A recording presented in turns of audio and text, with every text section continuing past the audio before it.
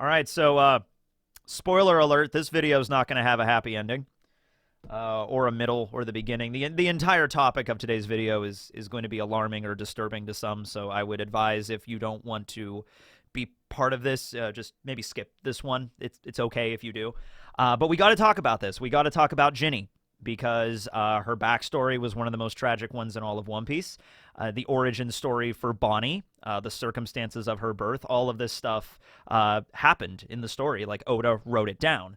As I said in the review and the other videos I've discussed this, kind of like a tertiary thing, Oda could not sit down and, explain the full events of what occurred at Marijois to Ginny and the circumstances of Bonnie and how she was born exactly.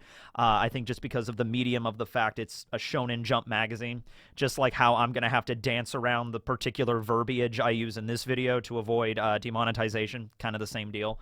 But make no mistake, this is not something that can be like, oh, it's up to the reader's perspective or something like that. Like, it could have went this way, it could have went that way, or possibly this way.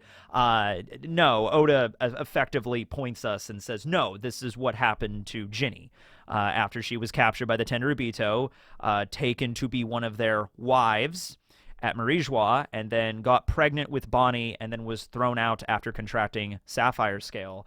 All of the pieces are there to put together. It's not a very complicated puzzle on what happened to Ginny in Marijois. Ginny, her character has only been in One Piece for 3 or 4 chapters. She shows up at the very end of chapter 1095 and has like 1 or 2 lines of dialogue to Ivankov and Kuma. So it doesn't really much count there because we didn't even know about her previously to that. So she shows up in the very last panel of chapter 1095.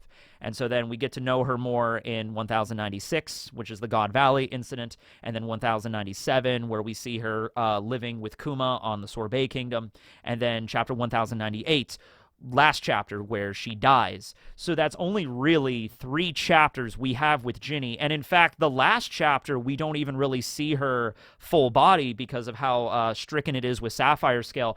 Oda did something very I think smart with the way that was handled, with just showing various parts of like just her hand covered in the scales, or like her hand like next to the Den Mushi receiver as she's laying dead, or her foot is covered in the scales, but we don't actually see the the how just horrible this disease is, like covering you from head to toe with these scales. It was kept more ambiguous on exactly what the full condition of that was, but it was all the more tragic because of that, okay? So we'd only known Ginny for about 3 chapters, but her story hits very hard, okay? To the point where, yeah, I would consider this one of, if not the most tragic backstories in One Piece. Oda is really good at writing tragic backstories in his manga. It sort of becomes like a thing where it's like, oh, Oda doesn't kill anybody in the present, everybody dies in flashbacks, to the point where we're conditioned, essentially. Like, whenever Oda gears up for a flashback, it's like, okay, who's going to die and how tragic is their death going to be? And it almost turns into this thing of just like, oh, is this backstory going to be more tragic than this one? Most of them are horribly tragic, ladies and gentlemen. I mean, you could make it into a competition if you want, but, whose life is more messed up? Robin's backstory, Brooke's backstory, Ginny's backstory, Kuma's backstory. Like, they're all terrible things that have happened to these characters, right? So, with that said, let's start from the very beginning, I guess. Ginny was born 51 years ago. She's 4 years older than Kuma. We don't know where she was born exactly. We don't know the circumstances of her parents. She was orphaned at a young age. She calls Ivankov her older brother. I don't think they're blood related. I think it's just the Japanese honorific for big bro. I believe they met each other. Ivankov and Ginny met when they were slaves at Marijois, and they began to work together to try to, free themselves and everybody on God Valley. So I think that's the backstory for that. She was very adept at using telecommunications equipment, like wiretapping and whatnot. This is maybe something possibly she learned from her homeland or her parents or something like that, were Den Mushi operators or something. Maybe she learned it from that, or maybe she just learned it after she was captured and sold into slavery at Marijois. Maybe Ivankov and Ginny and some of the other slaves managed to sneak out and learn some stuff about the skills that they would need in order to escape. And in Ginny's case, she learned about wiretapping and leaking information and stuff of that nature, how to use the Denden Mushi and everything like that, okay? So 38 years ago, when Ginny was 13 years old, she was present at God Valley in the West Blue. She was one of the many slaves that the Tenryubito had taken from Marijois and brought to the West in order to be used as rabbits, as basically wild game in their messed up extermination tournament that they do, where each of the slaves are given like a point value, and the Tenryubito and the God's Knights that, kill each slave get a certain amount of those points, and then they get added up. And then there's also like treasure chests filled with devil fruits and stuff scattered on the island. Just a big game. As Garp said, it was like a field trip for the celestial dragons, which means it's literally hell on Earth for all the other people. The original citizens of God Valley were hunted. The royal family of God Valley, which wasn't allied with the world government, Garling just came up and sliced the king down, and it's like, yeah, we're just doing this on your island, also because there was a lot of valuable resources on God Valley. However, Ivankov and Ginny did not let this discourage them. This is honestly the opportunity that they had been waiting for a long time. The Celestial Dragons have laid out these devil fruits all over the island for a reward for their games. However, we're going to take those fruits and we're going to escape. They figured out through probably Ginny's like wiretapping and like listening in skills and everything like that, that one of the devil fruits was the Paw fruit, which allows a user to teleport. Another fruit is an Azure Dragon fruit, which allows flight and all the stuff that, of course, Kaido could utilize. So they were like, oh, we got to find one of these fruits, we got to eat one of them, and then we have to access the power, and then we can escape, okay? Now, God Valley was really intense. A lot of people did die in the process, and then, of course, Rox and Roger show up, and then Garp shows up, and there's this massive brawl on the island. But that actually did work out for the favor of Ginny and Kuma and Ivankov. This is where Ginny and Ivankov meet Kuma here. He actually volunteers to be a distraction so the others could get their hands on the fruit. Eventually, Ivankov does grab the Dragon Zone, and he's about to eat it when Big Mom shows up in her younger years and attacks him. Kuma got his hands on the Paw fruit, of course. He eats that. That's how he got his power, and uses the ability to teleport himself, Ginny, Ivankov, and about 500 slaves total off of the island. Now, of course, this is not even close to being the total number of people that were on the island, all the other slaves and the criminals that the government had brought on the island itself, plus all the innocent civilians that were on God Valley that had just lived there, and then all of a sudden their life was turned upside down when the Tenryubito just began to slaughter them whole cloth. Kuma could not save everybody, but still, he saved 500 people at the age of 9, so I'd say that's pretty impressive for Kuma. They returned to the Sorbet Kingdom, which is Kuma's homeland. His parents had also died after he got put into slavery because of him being a member of the Buccaneer race. So Ivankov decides, all right, well, I'm going to go and travel the world, eventually go back to my homeland, which is Kamabaka, but I will see you all again someday. Ginny opts to stay behind and stay with Kuma on Sorbet and live together and just try to salvage somewhat of a happy childhood after all of this. And they have a moment at the end of chapter 1096 where they're having dinner, living in the church that I guess Kuma's parents were, like Kuma's dad was the pastor before he was, and so they just lived in this abandoned church now that his parents were gone. But they're having a good meal, and they're just reminiscing about how shitty their lives have been up until this point. But at the end of the day, they have each other, and it's like, okay, life sucked up until now, but we're no longer slaves. We finally have been freed. We can live whatever life we want. We have each other, and that's all we really need. And for a while there, things were good. Things were perfectly happy. However, once again, when you're reading a backstory in One Piece, it's that sense of like, okay, here's the calm before the storm. Not even like calm before the storm. It's like there's a storm, and then there's the eye of the storm, and then there's the rest of the storm. Then there's another storm on top of that. All right? It's just like we got out of the hurricane, and then here comes an even stronger hurricane. That's typically how this usually goes. So they live together in this church. About 30 years ago, Kuma at age 17 is the pastor of the church. He helps all of the people from around the local village, all the old folks with all their ailments and old people problems and stuff. Like, I got cataracts. I got problems with my hip. Kuma uses his power of the Paw fruit to reject all of the pain and suffering and disease from these old folks, which revitalizes them. However, they can only do this on Sunday because Kuma has to take all that pain and damage and has to absorb it into himself, because we find out that if he just leaves his bubble laying around, that will eventually go back into the original user. Somebody has to take on the pain. It can't be an inanimate object like a rock or something. And obviously Kuma, I mean, a solution to this problem would be like, oh, why doesn't he just throw the bubble into a criminal or a bad person? That's not how Kuma rolls, man. That's not how he does it. He's like, no, I have to be the one to take on everyone's pain and suffering. There's an overlying theme here where Oda is definitely setting up Kuma to be a martyr in pretty much every single definition of the word here. And he also is an actual pastor. I mean, he preaches the gospel of the sun god Nika that his dad had taught him when he was a slave. And you see a cross later on that has the sun symbol right in the middle of it. I'm not exactly sure the kind of stuff that Kuma, like, preached, but it was probably just generally an overall message of hope and that someday the world will be better. Someday the Tenryubito system will go away. Sometimes all the people that are slaves will be freed and everyone will be equal and live under the sun together, and Nika will come down and bring smiles and happiness to everyone. That's the basic premise of Nika's teachings that Kuma was probably relaying to the masses at Sorbet. So Ginny is living with Kuma at this point, and she's also helping out with the services. She's wearing a tank top at this point that says sister across it, and I didn't realize that until just now, because, like, oh, I get it. They're in a church, so Kuma's, like, the pastor, like, the father, and then Ginny is the sister, like a nun, kind of, but you see what Oda's really going with there. But, you know, they are happy living together. They have enough food to eat. Everybody from the town loves them. I would say they're in good health. I mean, Ginny is in good health at this point, but unfortunately Kuma has to take on all this pain once a week, and Ginny cries herself to sleep every night, probably stricken with anxiety and stuff over Kuma constantly damaging his body like this on a weekly basis, and then Ginny has to be the one to, like, you know, hoist him into the bed, patch him up and everything like that, and make sure he's cared for. And it's like, how much could, you know, both of them really handle with that? But it's Kuma's nature to help others, and that's how he wishes to do it. I'm sure Ginny is probably one of the people that was like, hey, Kuma, what about taking the pain bubble and throwing it into a horrible pirate or something like that, someone that has caused suffering to people? And Kuma probably turned that idea down every single time. Like, no, I'm not doing that. That's not right. It has to be me, okay?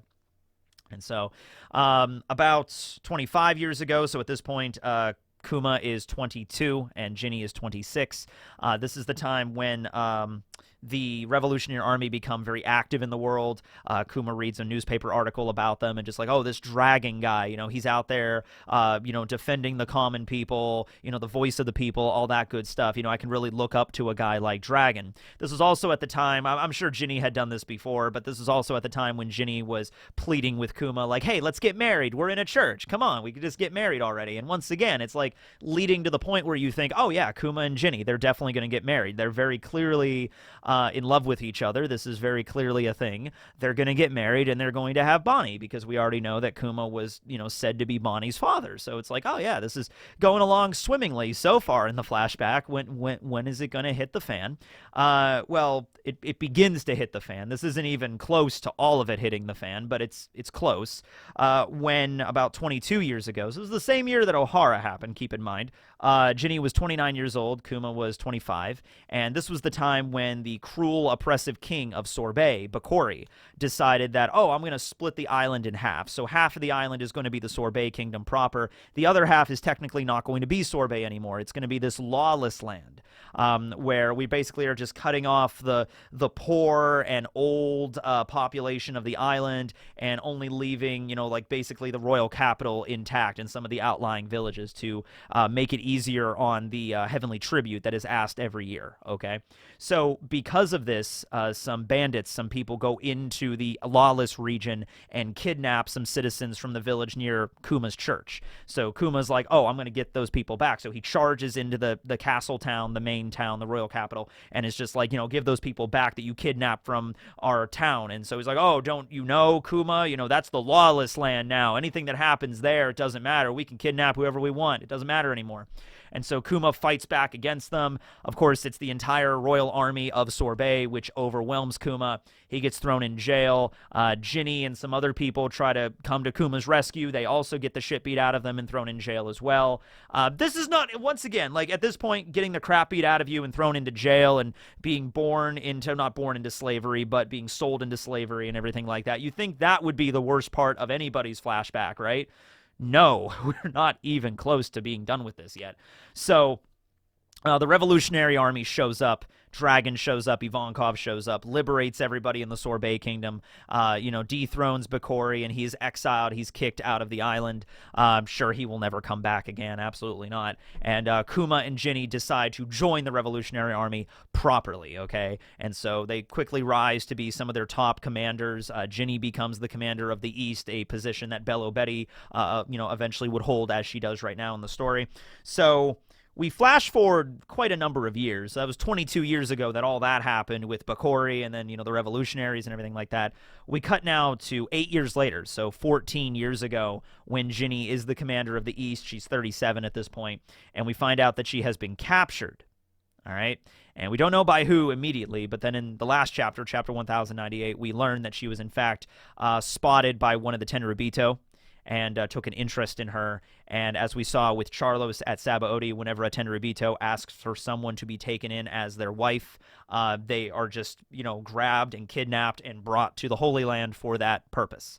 Of course, wife, I say in air quotes, because they are sex slaves. That is exactly what they are. They are going to become sex slaves for the Tenryubito's own pleasure, and then when they get sick of them, they get bored of them, or they get sick, or for whatever reason, they just kick them out of the Holy Land.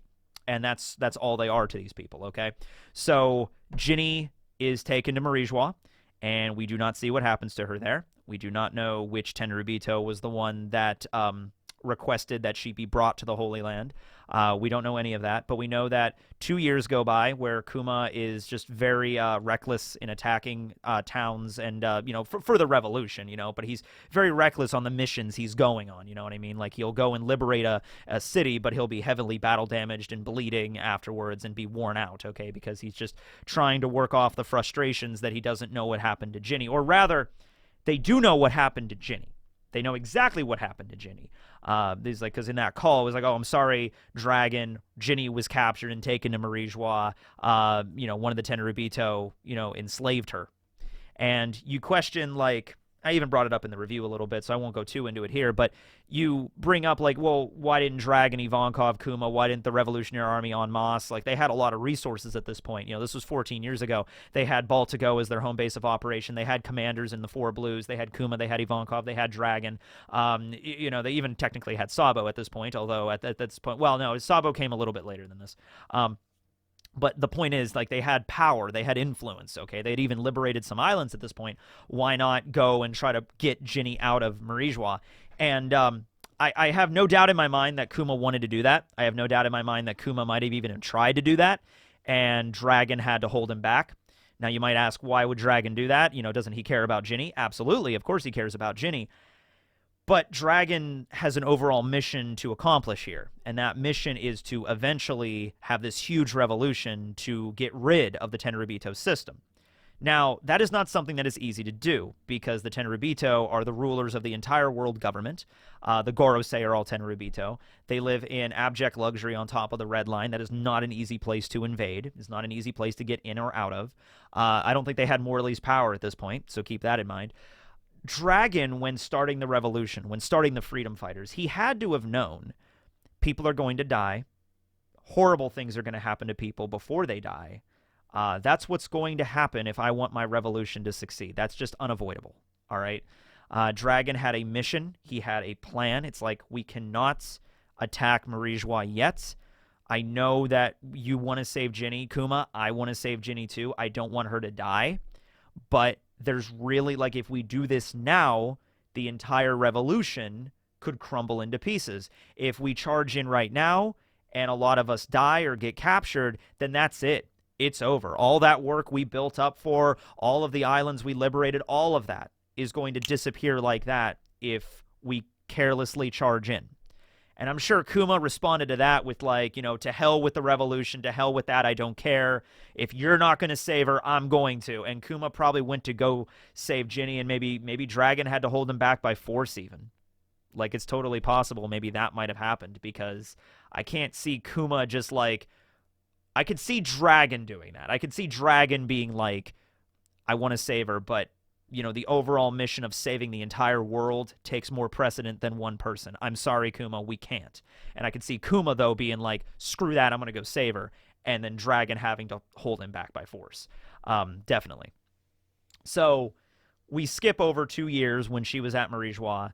In chapter 1098, she shows back up again. She makes a phone call to Baltigo from an undisclosed location. She's very weak. And we don't, once again, Oda does not actually show her body in full here. We don't really know the condition here, although we know that she's in a boat and she's sailing to an island and she has a baby that she's cradling in her arms. And that's baby Bonnie. And she calls Baltigo to say goodbye to her friends and to tell Kuma that she loves him. And she's making the call, and she's resigned herself to die at this point. She doesn't... she says she's sick, but she doesn't say what kind of disease she has. And also, she even says that I'm glad, or how fortunate it was that I got sick and they kicked me out of Marijois. Now, of course, this is the disease that's going to kill her, but she's grateful because if this did not happen, she would not have the opportunity to even talk to Kuma one last time. Okay? So she's thankful for the fact she got a horrible, life-threatening disease that was going to kill her and got kicked out of Marijois just so she can make one phone call.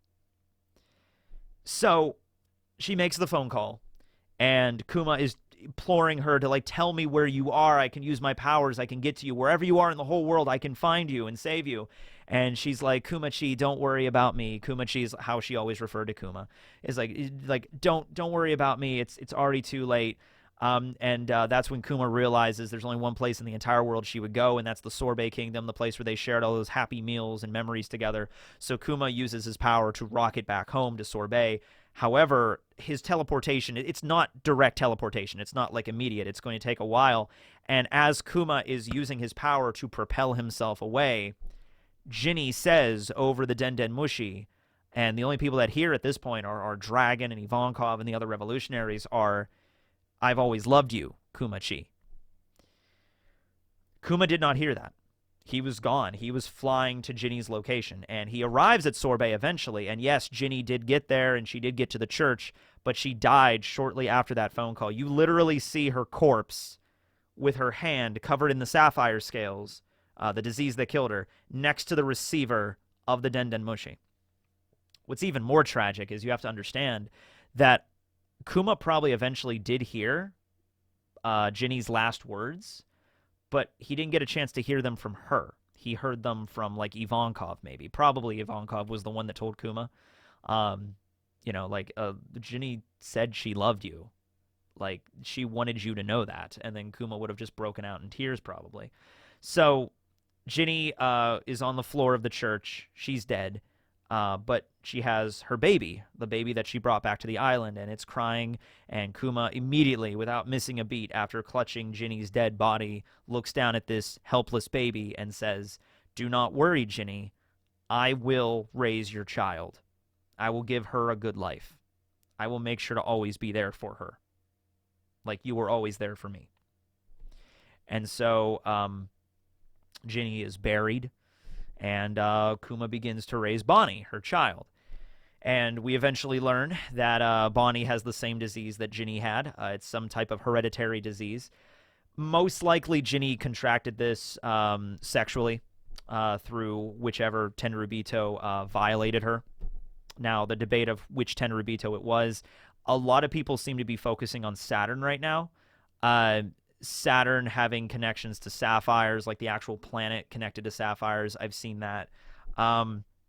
I've also just heard the idea that because Saturn was involved with everything at Egghead and kind of knew about Bonnie and Kuma's situation, like, he's involved 100% no matter what. But, like, the fact that Bonnie, upon seeing Saturn, instantly went into, like, the blood rage to go and stab him, keep in mind at this point in the story when Bonnie stabbed Saturn, she has now access to all of the memories. Now, do you understand? Like, this is genius on Oda's part. Like, it really is, the way that he structured all of this, because you have the paw room with the memory bubble that Kuma had. By the way, the reason the memory bubble did not go back to Kuma is probably just because of Vegapunk's technology. Like, the paw room was specifically built to keep the memory bubble in. Like, if anybody could do that, it would be Vegapunk.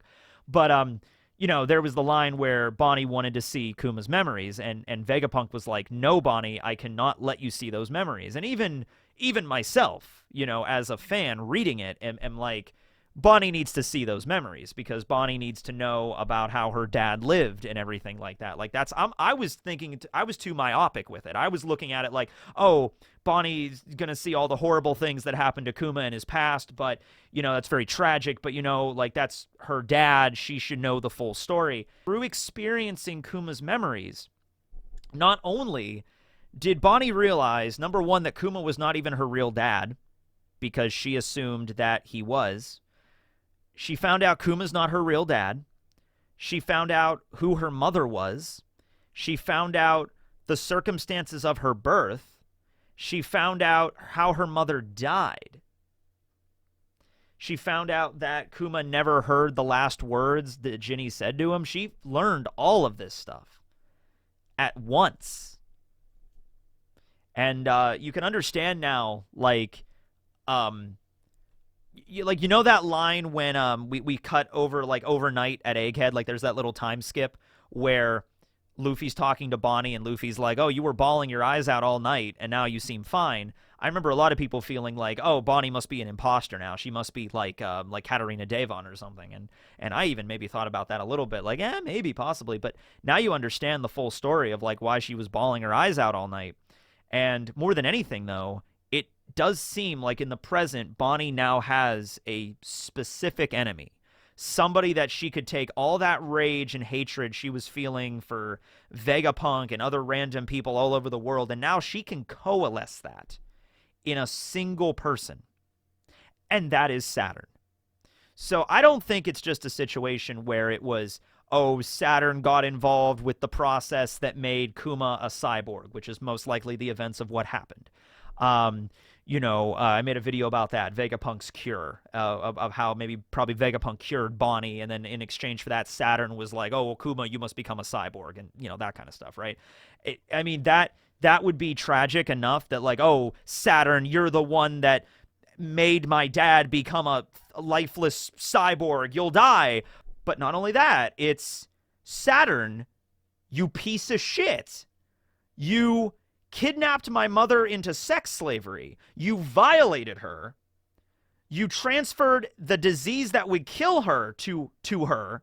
Bonnie has made up her mind. If it takes her the rest of eternity, she's going to kill Saturn.